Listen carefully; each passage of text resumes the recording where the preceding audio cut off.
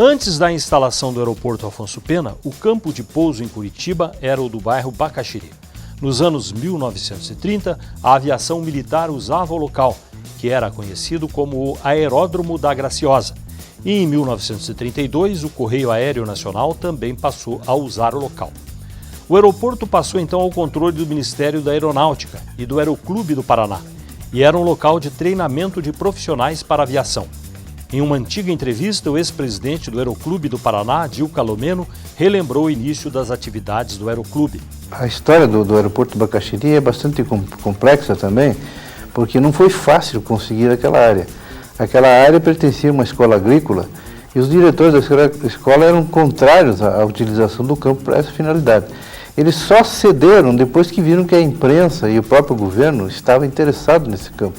Tanto é que já estava programada a vinda de aviões para cá e não se tinha um campo adequado. Então acelerou-se esse processo e o interventor na época, Manuel Ribas, cedeu o avião, o aeroporto, a título precário para o Aeroclube, que já existia.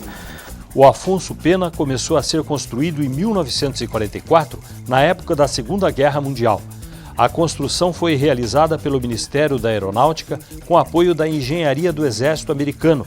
O Brasil era um aliado na guerra e tinha posição estratégica para a ligação militar americana com a África, para a então chamada Ponte para a Vitória.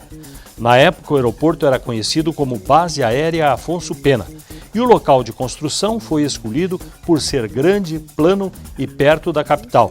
A escolha do nome Afonso Pena foi uma homenagem ao ex-presidente da República. Na época, o ex-secretário de Ciência e Tecnologia do Paraná, Alex Beltrão, era estudante e foi estagiário na construção do aeroporto. Foi permitido que os americanos, a Força Aérea Americana, construíam alguns aeroportos no Brasil. Então eu me mudei e fiquei, acho que 2 ou 3 meses, morando ali em Afonso Pena durante a construção.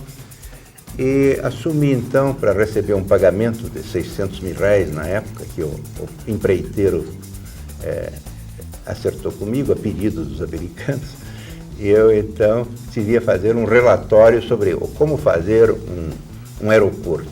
O que deu, eu, no final fiz um bom relatório que entreguei ao reitor da época, foi publicado no jornal do diretório da época, e eu me lancei como escritor e como técnico em coisas que eu não sabia.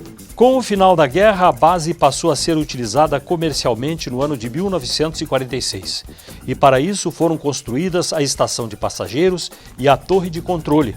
A inauguração foi antecipada porque houve uma longa interdição do aeroporto do Bacaxiri causada pela chuva. As obras foram apressadas para liberar o funcionamento do aeroporto Afonso Pena. A estação de passageiros do aeroporto foi ampliada em 1959 porque o movimento crescia. E a partir de 1974, o aeroporto passou a ser administrado pela Infraero e foi construído o terminal de logística de carga. 3 anos depois, em 77, o terminal de passageiros foi ampliado, aumentando em 4 vezes a capacidade. Em 1991, começaram as obras de construção de um novo terminal, que foi inaugurado em 1996. E o Afonso Pena passou a ser considerado um aeroporto internacional. Mas com a dificuldade operacional causada pela neblina que fechava o aeroporto com frequência, houve uma mobilização para melhorar o Afonso Pena. Em 2002, a aeronáutica instalou equipamentos de ILS na pista para dar segurança aos pousos e decolagens, mesmo com baixa visibilidade. Em 2012, a pista teve melhorias para aumentar a capacidade de transporte de cargas. E a seguir, foi ampliado o pátio dos aviões e 2 anos depois, o espaço de estacionamento para carros. E o Aeroporto Internacional Afonso Pena passou a ser considerado o melhor do país pelas pesquisas realizadas seguidamente pela Secretaria de Aviação Civil do Brasil.